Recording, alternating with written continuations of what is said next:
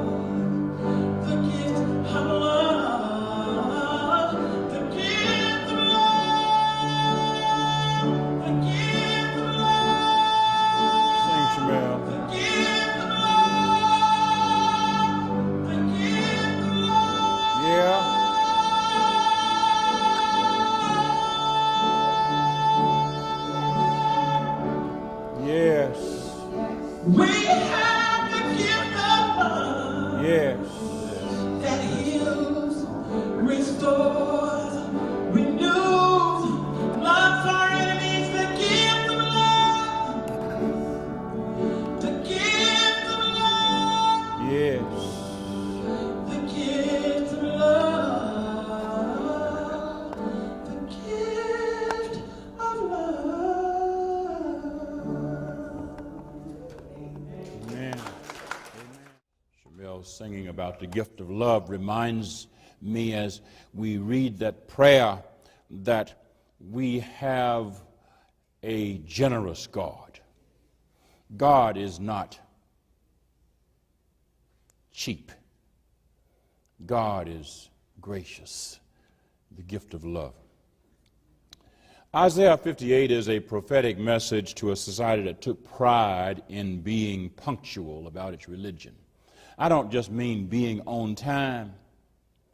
I mean, doing stuff right, on the right days, having the right prayers, reading the right scriptures, and looking right while you read the right scriptures, and sitting right or bowing down right while you made the right prayers, and fasting right when you had your fast, and doing all things according to the rituals of religion. Ritual and religion was part of the society that this passage was written to. It was a society that was, if I can use a modern term, real churchy. Hello? A lot of churchy. A lot of, don't know how many church houses, but a lot of churchy folk. And the prophet, speaking for God, observes that the society keeps its holidays. People would show up for religious services and behave with respectable piety. Prayers were uttered and offerings were presented, and all the external trappings and features of religious ceremony and ritual took place. Yet despite all the prayers and the hymns and the fasts and the offerings, God had not delivered what the people expected. The praying, hymn singing, fast making, sanctimonious looking and sounding people were distressed that calamities continued to threaten despite all their religious services and events. And so we read in the text, why do we fast? but you do not see? Why humble ourselves, but you do not notice?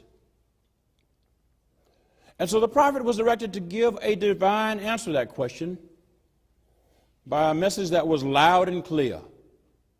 The problem, according to God's direction to the prophet, was that the society was guilty of moral and ethical fraud and hypocrisy. The accusation of fraud and hypocrisy was not to be issued in a timid way, in a mild way. No, it was to be made in a bold, loud, and unrestrained and clear voice. Listen to these words. Shout out. Now, do you recall playground shouts? Do you recall your parents shouting for you to come home when you've been playing? Do you recall the shout that you heard when somebody said, listen, you better stop doing what you're doing? This is the tone the prophet is supposed to take. This is not the tone of quiet church. Shout out, do not hold back. This is button popping, shouting. Lift up your voice like a trumpet. Trumpets are brass instruments that have very distinct sounds. It's hard. Miles Davis managed it. Miles Davis was able to do the trumpet in a muted kind of way, but trumpets are designed to get your attention. Lift up your voice like a trumpet. Announce to my people, announce, not whisper, announce to my people their rebellion, to the house of Jacob their sins. Yet day after day they seek me and delight to know my ways. After day they seek me and delight to know that my ways. You hear that? Day after day they seek me and delight to know my ways, as if they were a nation that practiced righteousness and did not forsake the ordinances of their God. They ask of me righteous judgments. They delight to draw near to God. And then at verse 4 we read, look, you fast only to quarrel and to fight and to strike with a closed fist. Such fasting as you do today will not make your voice heard on high. I don't want you to get the wrong impression. The prophet's not saying to people, hey, is anything wrong with church? It's just that church won't do it. If the living doesn't match the churching. The prophet was directed to speak boldly and clearly about persistent inequality and oppression. I think we miss this. We miss the point that the purpose of our worship and our prayers and our hymn singing is to bring us into the mind and the heart of God, who would have us do right by one another. We do not assemble so we can look dignified. We do not assemble so we can wear a certain kind of clothes and sit on our padded pews. We do not assemble so that we can get good attendance marks on our pew pad. No, we assemble so that we can become closer, drawn to God and to one another, and committed to be and do the work of righteousness. Now, when you read righteousness in Scripture, don't think about religion. Let me say it again, because somebody's trying to figure out, no. Every time I've heard righteousness, I thought religion. No. When you read righteousness in Scripture, quit thinking religion. It has never meant that in the original languages. In the Hebrew and in the Greek, where we read the word righteousness, it means fairness, right relatedness, justice. Hello? In other words, if your society is not right and your religion is regular, your religion is messed up like your society is messed up. You got jacked up religion and a jacked up society. It is not right to believe that religion can take the place of relationships. Religion operates to help us move toward rightness in our relationships, not to help us feel sanctimonious about our unrighteousness in relationships. Hello, I think I just said something. You understand? Because slave owners went to church real faithfully. People who denied women the right to vote went to church faithfully. Folks who oppressed children in the workplace went to church faithfully. The Ku Klux Klan has as its symbol a burning cross, the symbol of Christ, the symbol of the church. They dress up in robes like church folk. It is easy for us to hijack the trappings of religion and use the trappings of religion as a cover for our unrighteousness. And so the prophet said, listen, is this not the fast that I choose? To loose the bonds of injustice, to undo the thongs of the yoke, to let the oppressed go free, to break every yoke. Is it not to share your bread with the hungry and bring the homeless poor into your house? When you see the naked, to cover them and not to hide yourself from your own kin? In other words, if religion ought to do everything to us, it ought to help us tell the truth. It ought to help us tell the truth, and we shouldn't whisper about injustice in church or anywhere else. Rituals and ceremonies are useless in the face of oppressive realities. Rituals and ceremonies are worthless when people are being mistreated.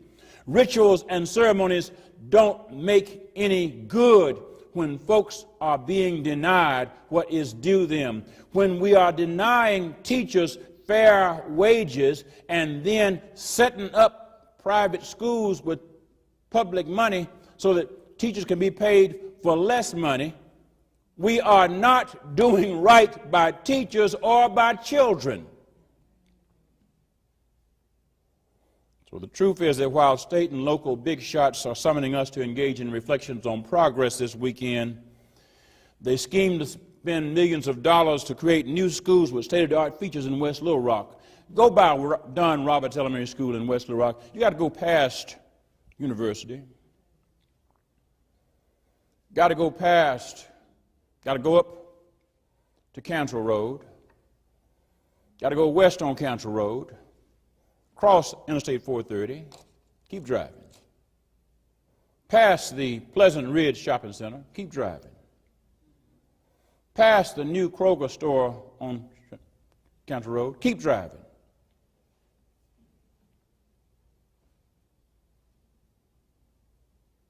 You get to Don Roberts Elementary School, a state-of-the-art school off Highway 10. Most of the children in that neighborhood don't go to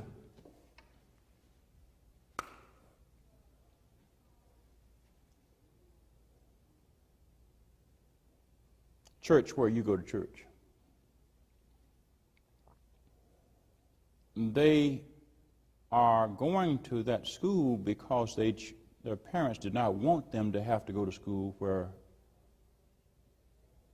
black and brown children go. So Don Roberts Elementary School is the furthermost elementary school in the Little Rock School District. Further west. I plan to get here early enough to put up a zone map on the screen of the high schools in the Little Rock School District. Little Rock Central High School, you recall Central High School, that's the one we're talking about this weekend, located off Park Street, in the heart of the hood. The attendance zone for Little Rock Central High School goes all the way out to cover Don Roberts And it also goes out West Markham to cover Chenal. So a child who never went to elementary school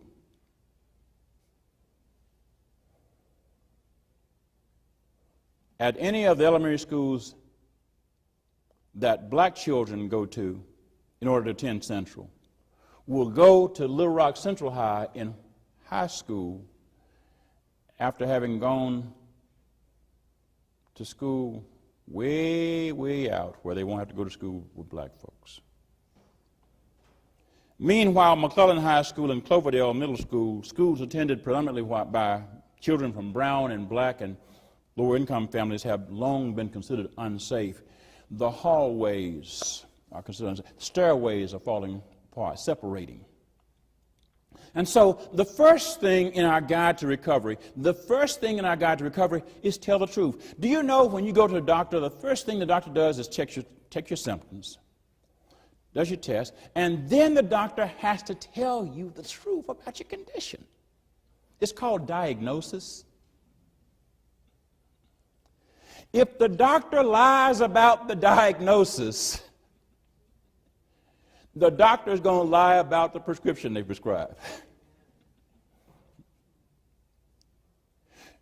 Do you take medicine from doctors who lie to you about your condition? No. The truth of the matter in public education is we have been living for the last 60 years in a situation where the prescriptions have been written by folks who lied about the condition. Religion won't fix that.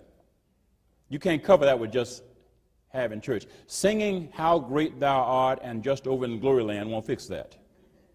Hello? Reading the 23rd Psalm and the Beatitude won't fix that. That has to be changed by some real stuff. Prophetic people have to tell the truth. What truth must we tell? One truth is that charter schools are not proliferating because charter schools have a better record for educating children. We have no data showing that. There is no evidence that charter schools do a better job of educating children than public schools do. Charter schools are proliferating in the Little Rock School District as in other urban school districts where black and brown and lower income people live because there are huge, as Bernie Sanders said, huge financial rewards for establishing them.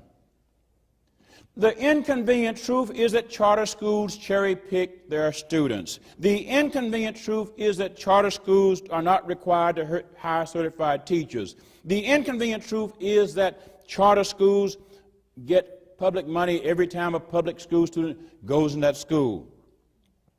And so if we're going to begin to recover, we have to tell the truth to ourselves.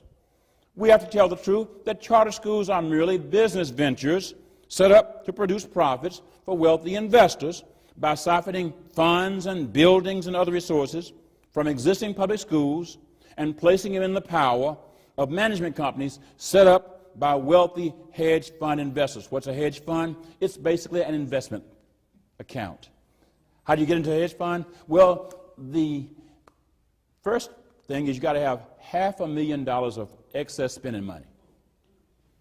I mean, after you pay your light bill, your gas bill, your water bill, your phone bill, your cable bill, the mortgage, car note, all that kind of stuff, you got to have $500,000 just pocket money.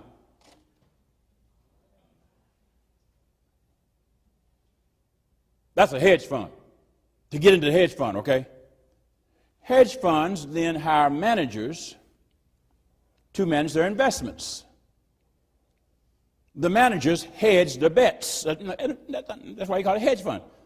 They pick investment opportunities that are likely to produce good returns for the investors. If you have $500,000 to invest, you want to get your money back in good shape. If you go to Oakland, you want to get your money back on a $2 bet, don't you? Okay? When you go to Oakland and you put your $2 down on the horse, you want to get that, you want that horse to come in. If you put $500,000 on a horse, that horse better not come in last. Now, last for the hedge fund means it's got to make more money. It doesn't mean that it's got to teach children. It's not about the children. It's about the other C word, cash. OJ's almighty dollar. Hello? Now, making these prophetic observations is not being negative. It's just being truthful. Because before any problem can be corrected, you've got to tell the truth about what the problem is. Convenient lies are not a sign of good health. It just is a sign that folks are convenient telling lies. And the hard truth we have to accept is that we're guilty of accepting these convenient lies again and again and again over the years from the usual suspects.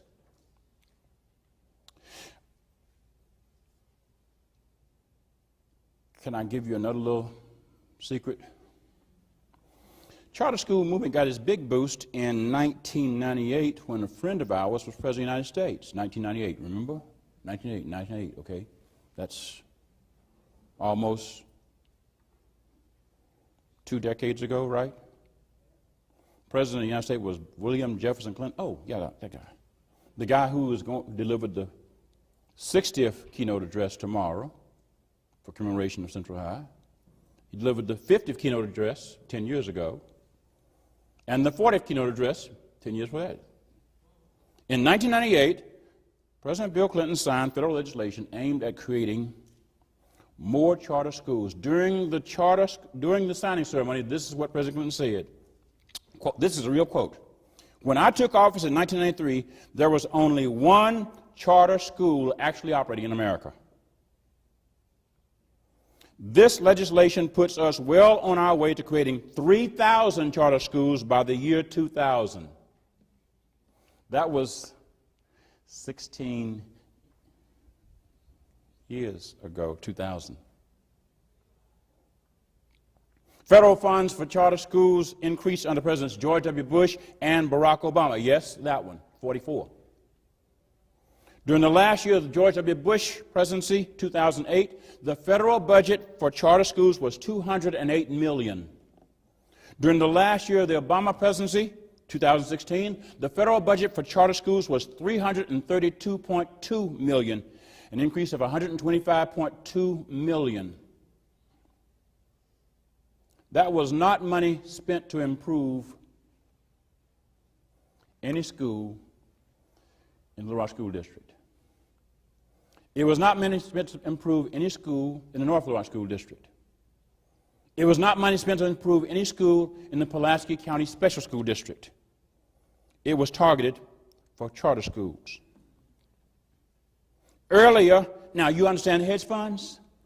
If you put $500,000 in a hedge fund and the government has put in hundreds of millions of dollars, you are going to collect on your bet. Now you know why the Walton Family Foundation and the Bill and Melinda Gates Foundation are backing charter schools. Rich folks make money by betting on safe bets that make more money. Earlier this year, the Arkansas General Assembly, with active urging from Education Commissioner Johnny Key and probably the assent from Governor Asa Hutchinson, passed Act 542 of 2017. Have you heard about it? Act 542, 2017. Here's what it does. It allows property, including buildings, of public school districts that have been taken over by the state to be leased to charter school organizations, and the charter school organizations get a preference, a 2-year preference on the lease. That means that charter school organizations, financed by the rich folks, are now authorized by state law in Arkansas to operate from public school buildings that have been taken over. Think about that now. Think about that. Think about that now. Remember that Little Rock School District Superintendent Michael Poore announced months ago that he decided to close Franklin Elementary School, Wilson Elementary School, Woodruff Free School, and Hamilton Learning Academy, all four located in brown and black neighborhoods. Now they've been taken over, and guess what? Buildings can be leased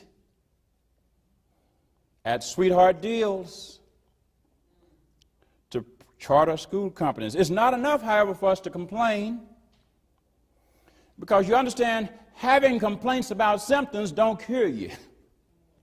It may make us feel better to say I got a stomach ache, but that doesn't help your indigestion. So what do? Look at the text. If you remove the yoke from among you, the pointing of the finger, the speaking of evil, if you offer your food to the hungry and satisfy the needs of the afflicted, then, if always comes before then, then, if you remove the yoke, in other words, there are some stuff that you got to take off. There's some stuff you got to quit doing.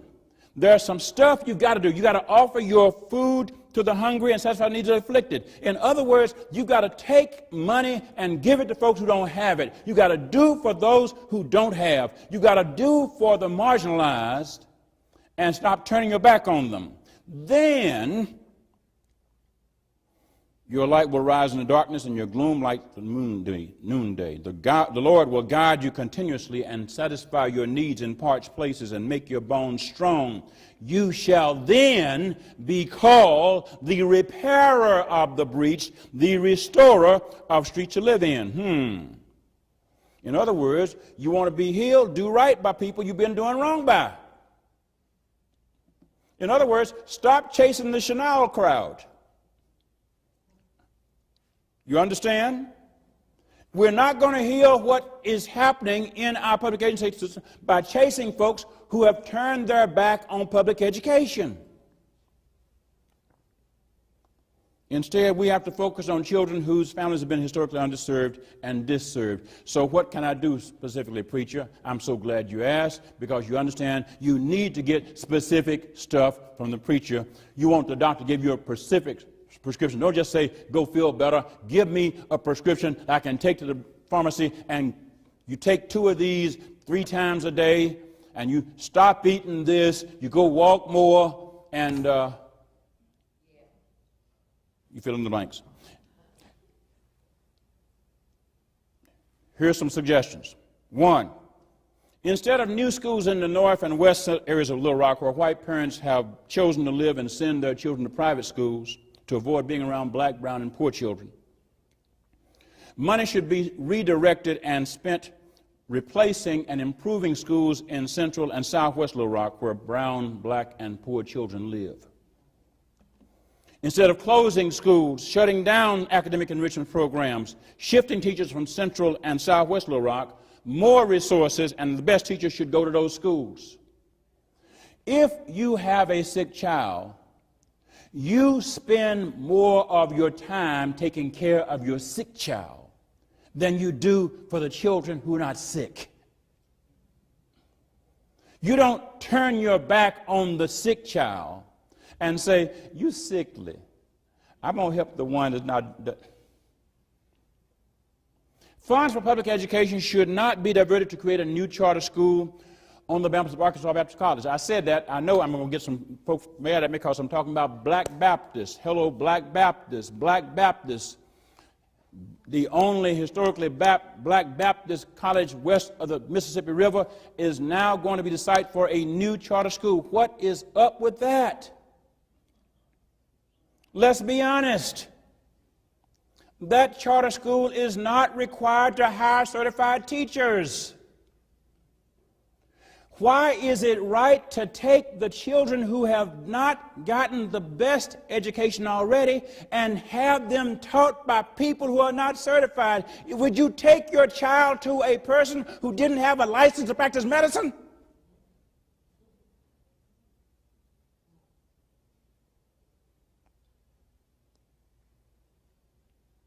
I did say this.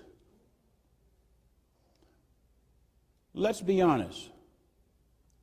That charter school is Dr. Baptist College because the person who's behind it used to be the president of Arkansas Baptist College and has been backed by Scott Ford. Who is Scott Ford? Scott Ford is the heir to Joe Ford. Who was Joe Ford? Joe Ford was a person who owned Allied Telephone Company that became Alltel. You recall Alltel? Alltel was the forerunner to Verizon. Oh my goodness gracious alive, Verizon. Can you hear me now? Verizon. Verizon. Can you hear? Ka-ching. Ka-ching. Did you know that new market tax credits are in federal legislation to give a tax break to anybody who invests in a charter school management company? And new market tax credits, that's not a deduction. A deduction is what you take off your income. A credit is what you take off your tax. For every dollar of tax you pay, you get a credit, and so therefore you don't have to pay that dollar tax. If you're a billionaire and you're getting a credit for investing in a charter school company that doesn't have to hire certified teachers and therefore can hire them cheap, read the advertisement. Most of the children at that school will be taught online.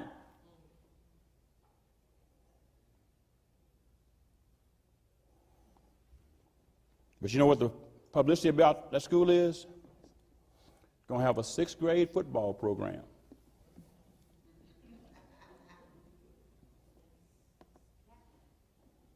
A 6th grade football program. The new pipeline, Zach. The new pipeline.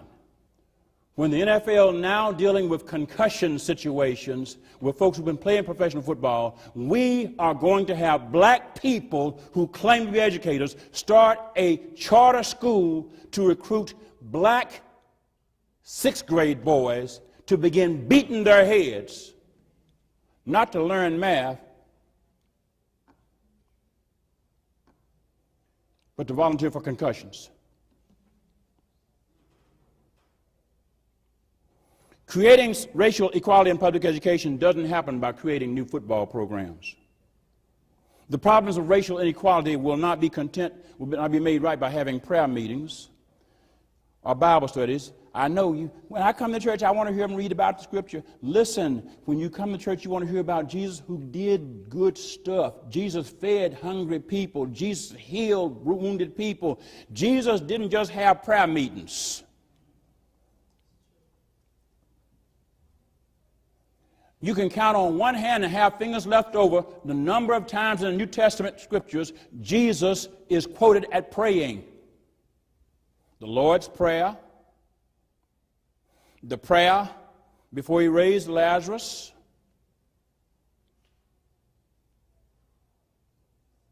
got any others? I got three fingers left, okay? The Last Supper, Gethsemane,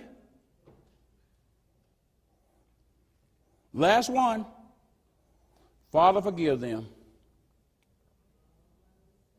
That's all. The rest of the New Testament is about Jesus doing right.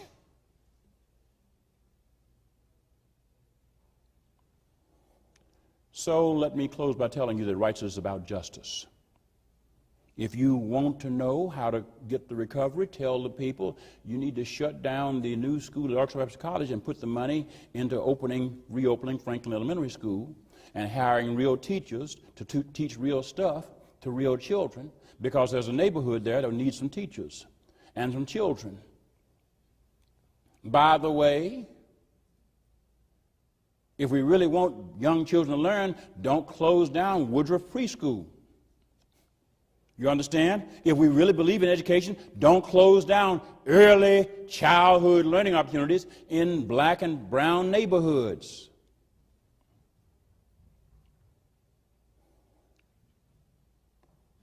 This is prescriptions we can follow.